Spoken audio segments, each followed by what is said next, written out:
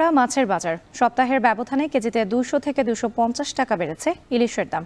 এছাড়া কেজি প্রতি 30 থেকে 40 টাকা বাড়তি দামে বিক্রি হচ্ছে চাষের মাছ। এ নিয়ে আরও জানাতে ভোলার খাল মাছ ঘাট থেকে যুক্ত হচ্ছেন ইমতিয়াজুর রহমান। ইমতিয়াজ, মাছের দাম বাড়ার কারণ কি? এ নিয়ে ব্যবসায়ীরা কি বলছেন?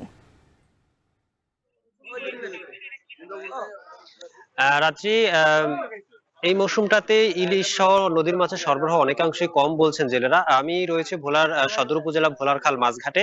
এখানে সকাল থেকে জেলেদের সাথে কথা বলেছিলাম এবং মাছঘাট ঘুরে দেখেছি।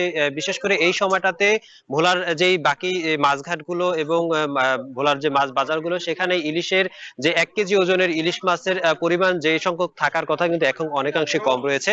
বিশেষ করে বড় সাইজের ইলিশ মাছ জেলেদের জালে ধরা পড়ছে না বলেও কিন্তু জেলেরা বলছেন। যাও দুই একটা ধরা পড়ছে, তাও দাম আকাশ ছোঁয়াও কিন্তু আমরা ঘাটগুলোতে দেখতে পেয়েছি। বিশেষ করে 1 কেজি ওজনের ইলিশ মাছটি ভোলার এই ভোলার খাল মাছঘাটে প্রায় 2200 থেকে 2300 টাকা পর্যন্ত বিক্রি হওয়ার চিত্র কিন্তু আমরা দেখেছি। এছাড়াও 700 থেকে 800 গ্রামের যে ইলিশ মাছটা রয়েছে তা বিক্রি হচ্ছে 1700 থেকে 1800 টাকা কেজি দরে।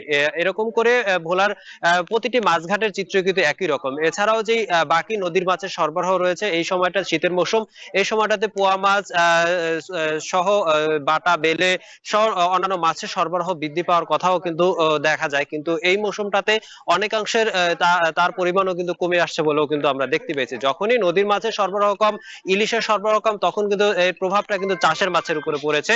কেজি প্রতি কিন্তু 20 থেকে 30 টাকা, কোনো কোনো ক্ষেত্রে 40 টাকা পর্যন্ত চাষের মাছের দাম বৃদ্ধি পাওয়ার কথাও কিন্তু আমরা দেখেছি।